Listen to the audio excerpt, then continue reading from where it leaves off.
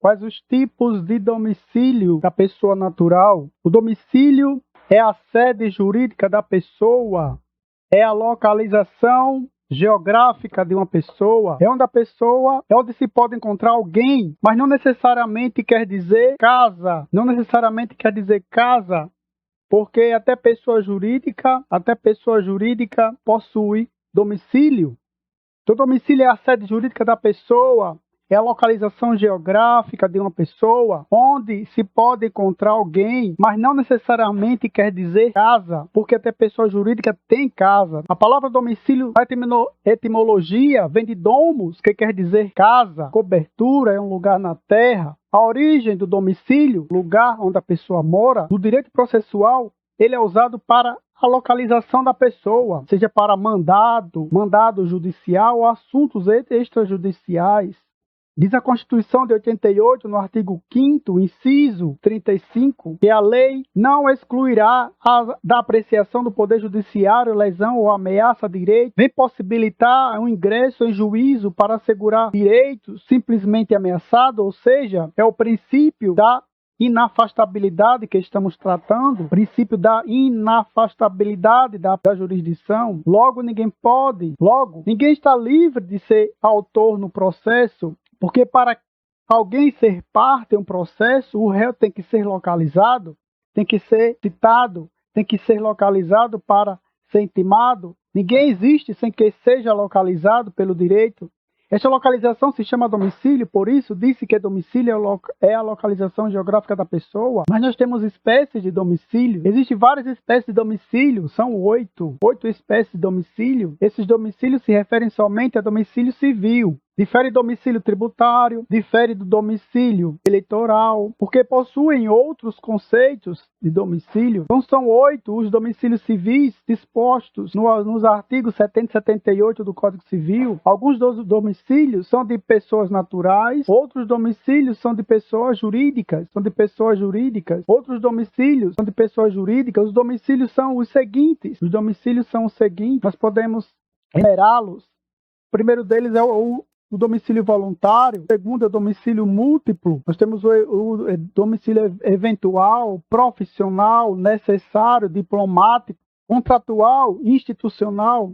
O domicílio voluntário da pessoa natural é o lugar onde a pessoa fixa sua residência com ânimo definitivo. O domicílio voluntário da pessoa natural é o local onde ela fixa sua residência com ânimo definitivo. O primeiro domicílio é o domicílio voluntário, vem do termo voluta, é um elemento voluntário, é o domicílio escolhido pela pessoa. É uma residência escolhida voluntariamente pela pessoa, é o que dispõe o artigo 70 do Código Civil de 2002. O local onde se repousa, onde a pessoa descansa, é chamado de moradia. Moradia, para o direito civil, não é necessariamente casa. Do termo moro, não é necessário casa, do termo moro. Moradia vem do latim, que quer dizer lento, quer dizer devagar. A mesma palavra deu origem à palavra morosidade, que quer dizer demora. Moradia é o local de repouso. Então, quando a pessoa descansa em um determinado local, ela está morando naquele local. Moradia é o repouso. Moradia estável é a residência.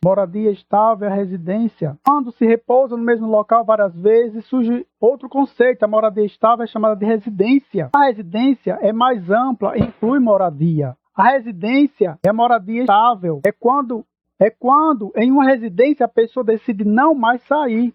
É quando a pessoa decide em uma residência não mais sair. Então surge o conceito de domicílio voluntário a partir daí. Domicílio voluntário é residência definitiva. É a residência com definitividade. É a residência com ânimo definitivo de ali permanecer. Então nós temos aí a pergunta: qual seria o conceito de residência, então? A residência é o local de moradia estável, chamado domicílio voluntário. É aquele é aquele de escolha da pessoa. O domicílio voluntário pode ser apenas um ou vários. Nós temos o domicílio múltiplo ou plurimo. A pessoa natural pode ter várias residências que viva nelas alternadamente. O domicílio múltiplo, onde alternadamente alguém vive, por exemplo, supondo que um parlamentar federal, morando em São Paulo, compre uma casa também em Brasília, mesmo depois do término do seu mandato, ele poderá ficar com os dois domicílios, o de São Paulo e o de Brasília. Caso hipotético, terá ele um domicílio múltiplo ou plurimo. O domicílio múltiplo é ter mais de um domicílio voluntário. É a pessoa que escolhe. A qualquer um deles. Vale frisar que o local onde a pessoa se estabelece temporariamente e de forma provisória é chamado de morada. Aqui entendemos como se caracteriza a residência e o domicílio. A residência se caracteriza pelo conjunto, pelo intuito de permanência ou habitualidade. Já o domicílio pode ser o local onde a pessoa estabelece sua residência definitiva, onde exerce suas atividades profissionais. Tanto o domicílio quanto a residência exige algo vincule a pessoa àquele imóvel, como as contas de água, energia, IPTU, telefone, entre outras obrigações. É possível a pessoa ter vários domicílios, simultaneamente, assim como é possível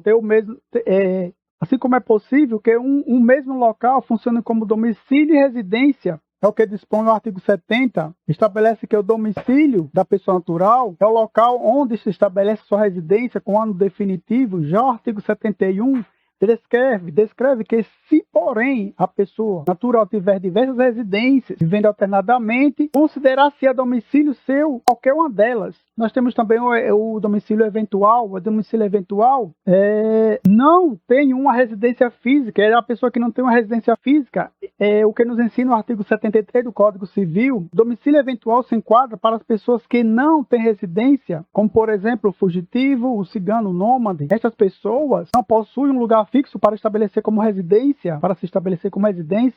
O andarilho, por exemplo, o mendigo. Todas essas pessoas que não residem em um lugar fixo, no local onde forem encontradas, será considerado o domicílio delas. Ou seja, no local em que forem encontradas, será considerado como seu domicílio. Então, a palavra eventual deriva de evento. Foi um evento, ou melhor, de acontecimento. Ela foi encontrada naquele local e é ali que será o seu domicílio. Temos o fugitivo, o cigano, o nômade, o andarilho e o domicílio profissional. Profissional é um fato originado no local de trabalho, no momento do trabalho, quando ocorre um fato relacionado ao trabalho e for necessário ajuizar uma ação judicial, o que dispõe o artigo 72. Por exemplo, na hipótese de uma pessoa estar no local de trabalho e xingar uma colega de trabalho, proferindo palavras ofensivas contra ela, o domicílio para o caso hipotético da ofensa, da injúria no trabalho, será a empresa e não a casa dela, em que ela trabalha, a empresa em que ela trabalha. Essa regra existe por dois motivos. Primeiro, para que a vítima da ofensa não tenha que localizar o ofensor. Nesse caso, na peça inicial, na queixa-crime, deve conter o endereço da empresa onde ocorreu o fato ofensivo e onde trabalha o ofensor. Por causa do domicílio profissional, o domicílio profissional não tem nada a ver com o direito do trabalho, nesse caso. A vítima não precisa seguir o ofensor até o seu endereço. Não precisa seguir até o seu endereço. E, em simultâneo, também permite que o autor do dano não envolva a casa dele na ação judicial. Então, domicílio profissional é o domicílio para fatos originados no exercício do trabalho, no local do trabalho, e não com relação ao direito do trabalho. Nós temos também o domicílio necessário. O domicílio necessário está descrito no artigo 76, 76 do Código Civil. A palavra necessário para o direito não tem nada a ver com necessidade, tem a ver com obrigação, Como, por exemplo, podemos recordar da emancipação, do Instituto da Emancipação. Ele também é chamado necessário, também é chamado de obrigatório.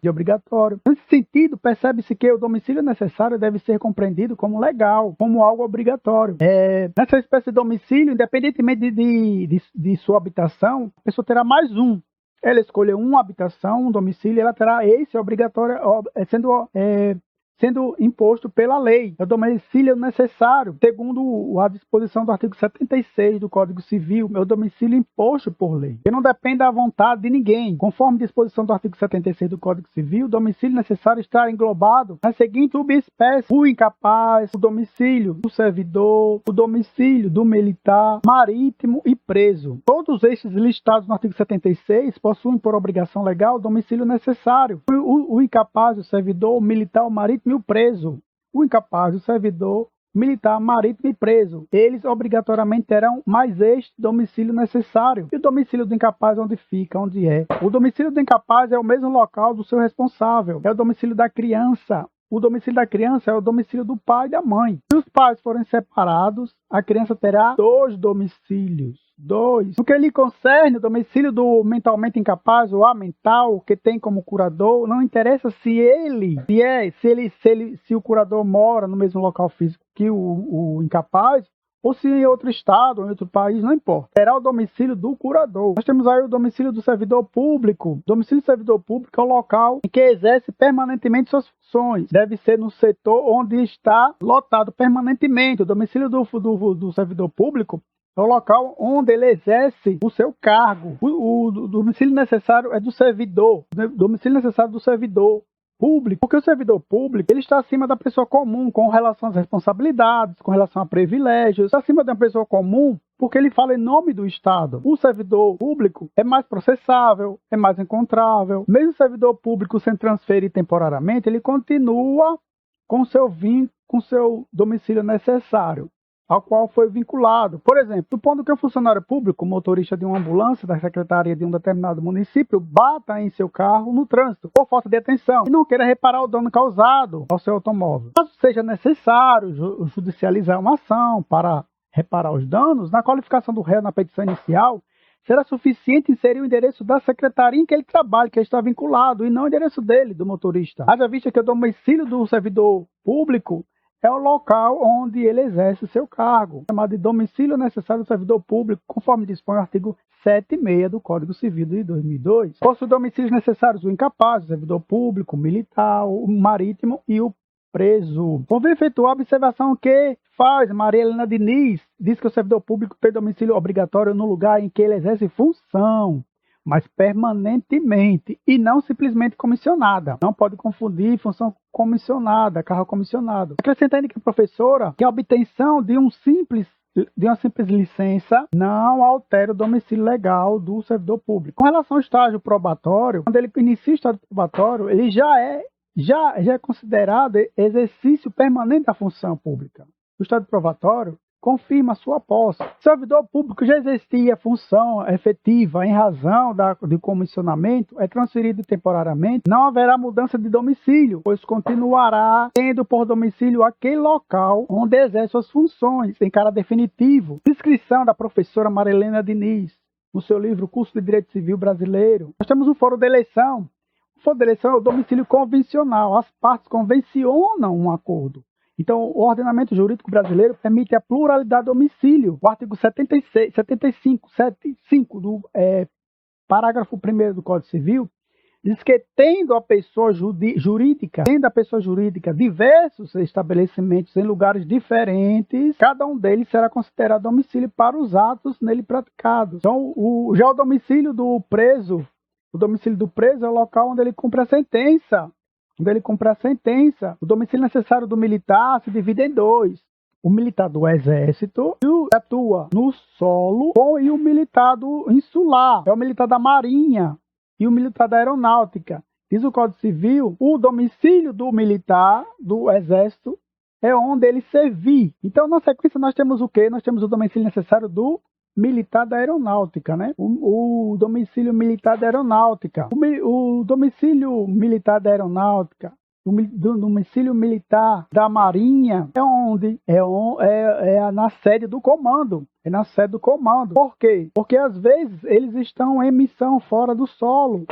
Por exemplo, tendo que citar ou intimar um astronauta que estiver fora da atmosfera em missão, por exemplo, nesse caso, não poderá receber intimação, necessitação, deverá ser levado até a sede do comando da aeronáutica. Nós temos também o domicílio do militar da Marinha, enquanto estiver em missão e na base de fuzileiros navais, na Ilha do Governador, do Rio de Janeiro. O domicílio da Marinha, o domicílio do militar da Marinha, enquanto estiver em missão, o domicílio dele é na base de fuzileiros navais, na Ilha do Governador. O domicílio marítimo, que é o domicílio marítimo, tem necessariamente a ver com o mar. Marítimo é a categoria profissional, é chamado de marítimo aquele que trabalha embarcado. Não é relevante se a embarcação é marítima, se é lacustre, se é fluvial. Quem trabalha embarcado tem como domicílio não o barco, mas o local de sua casa. Mas o local da casa da pessoa que trabalha embarcado, o local do domicílio dele é o local da matrícula da embarcação dele, não o barco dele. O domicílio do marítimo é onde a embarcação está registrada, e não o barco, e não o navio. Há marítimos que literalmente habitam no barco, que residem na sua embarcação. Mas o local do registro das embarcações é na capitania dos portos. É na capitania dos portos. Agora, o que é embarcação marítima, lacustre, fluvial, são transportes aquáticos, transportes marítimos, são realizados onde? Pelos mares e oceanos. Agora, quando for o transporte fluvial, ele é realizado pelos rios. Já o transporte lacustre, ele é realizado pelos lagos. Ele é realizado pelos lagos. Aí nós temos o domicílio do preso. O domicílio do preso. O domicílio do preso, necessário do preso, será no local onde ele cumpre a pena. O local onde ele cumpre a pena será o domicílio necessário. A lei fala cumpre pena, entende-se somente a prisão para apenado, preso definitivo. De modo contrário, essa hipótese de domiciliar não compreende para aquele preso temporário, preso em flagrante, nem o detido preventivamente, também o detido por falta de pagamento de alimentos, também não cabe. Eles não estão cumprindo pena, não é um apenado. Se ele não está cumprindo pena, não terá o domicílio necessário destinado para o preso com sentença condenatória transitada em julgado ou definitiva. Então, o domicílio necessário é para o preso apenado. Se ele estiver em prisão domiciliar, a casa dele terá dois domicílios. O domicílio voluntário e o domicílio necessário do preso, estando cumprindo a pena na casa que ele escolheu para ser seu domicílio. Existem pessoas que estão em prisão domiciliar. Nós temos o domicílio diplomático. O domicílio diplomático é o domicílio escalonado. A pessoa que trabalha fora do país, em nome do país, conforme previsão do artigo 77 do Código Civil 2002, é chamado de agente diplomático, independentemente do nome que ele tenha. O domicílio dele será no local onde ele atua. O domicílio dele será no local onde ele atua. Mas se ele alegar extraterritorialidade e tentar usar soberania estrangeira para fugir da lei brasileira, essa atitude é chamada de alegação de extraterritorialidade. Se o agente diplomático alegar extraterritorialidade, o domicílio dele sairá de lá, de onde ele está, e retorna para o Brasil. Poderá acontecer duas situações. Será o último domicílio dele no Brasil ou será considerado como seu domicílio Distrito Federal. O prédio do Ministério das Relações Exteriores, por exemplo. O domicílio do agente diplomático só será no Brasil se ele não quiser acatar uma ordem brasileira, se ele não quiser receber a comunicação brasileira alegando que está em outro país. Nós temos o domicílio contratual, ele é chamado de foro de eleição. O domicílio contratual é íncito, ou seja, no lugar de origem que originou o contrato com a pessoa natural. É também no seu lugar original, a pessoa jurídica. O domicílio contratual é o domicílio para um determinado negócio jurídico, conforme dispõe disposição expressa do artigo 78 do Código Civil. Então, todo contrato tem uma cláusula no final dizendo que as partes elegem o foro de uma cidade determinada para dirimir questões do contrato. Se ocorrer divergência, não significa no direito processual o foro de eleição, esse domicílio contratual. No direito civil, no direito do Código Civil, é foro de eleição, conforme dispõe o artigo 63, parágrafo 1º do Código do Processo Civil de 2015, chamado de foro de eleição. No direito civil, é chamado de domicílio contratual. Serve para que esse domicílio contratual ou foro de eleição? É para garantir uma neutralidade jurisdicional, serve para proporcionar segurança jurídica. Por exemplo, uma pessoa faz um negócio de importação e exportação, um contratante está no estado de São Paulo e faz um contrato de importação e exportação com alguém do Rio Grande do Norte, mas não colocaram no contrato foro de eleição. Tomando como base o caso hipotético Por regra, quando tem demanda judicial, o domicílio do réu será o local para ocorrer a ação judicial, como está descrito no artigo 4646 do Código de Processo Civil de 2015. No caso do contratante do Rio Grande do Sul, do Rio Grande do Norte, como não cumpriu o contrato, sem eleger o foro de eleição, ou seja, o domicílio contratual, terá que ser demandado no Rio Grande do Norte, ou ser réu. Para haver um julgamento imparcial para ambas as partes, deve-se eleger uma cidade neutra da cidade do contraente e do contratado. Nesse caso, poderia ser eleita qualquer outra cidade que não fosse próximo da residência nem nenhum dos contratantes. Isso significa que, se houver uma demanda judicial, as partes terão uma garantia a mais de neutralidade e imparcialidade judicial. No direito do consumidor, sempre será o domicílio do consumidor. É o que dispõe o artigo 101, inciso 1º do Código de Direito do Consumidor. Mas, segundo o Código de Processo Civil de 2015, o juiz de ofício pode julgar abusivo o foro de eleição. É o que dispõe a redação do artigo 63, parágrafo 1º do Código de Processo Civil de 2015. Diz o artigo que, se houver uma cláusula contratual de domicílio, se tiver um foro de eleição que apresente dificuldades para alguma das partes para exercer a defesa de seus direitos, o juiz poderá desconstituir esse foro de eleição. Nós temos também o domicílio da pessoa jurídica. Com relação à pessoa jurídica, ela é denominada ela é domiciliada, a pessoa jurídica é domiciliada juridicamente em 2 domicílios. São eles domicílio contratual, como nós vimos, e o domicílio institucional. O que é o domicílio institucional? É aquele que está no ato constitutivo, conforme dispõe o artigo 75 do Código de Processo Civil do Código de Processo Civil, não. No artigo 75 do Código Civil 2002. Utilizando como exemplo a União, ela tem como domicílio o Distrito Federal. Já os Estados membros da Federação têm como domicílio a sua capital. No que lhe concerne, os municípios têm como seus domicílios o local de sua administração. Não é a prefeitura, não é necessariamente o prédio da prefeitura, mas o local da administração da prefeitura. É o domicílio dos municípios. Pessoa jurídica de direito privado.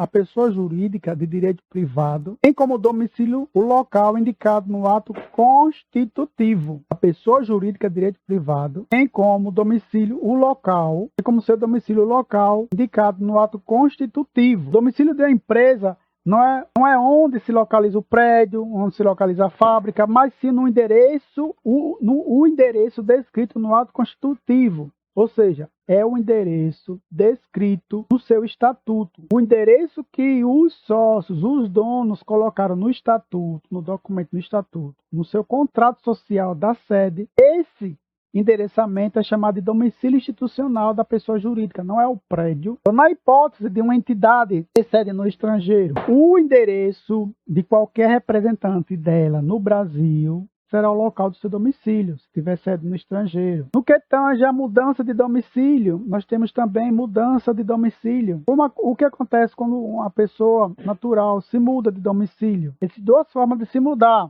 É o que diz o artigo 74 do Código Civil de 2002. A mudança de domicílio pode ser tácita ou expressa.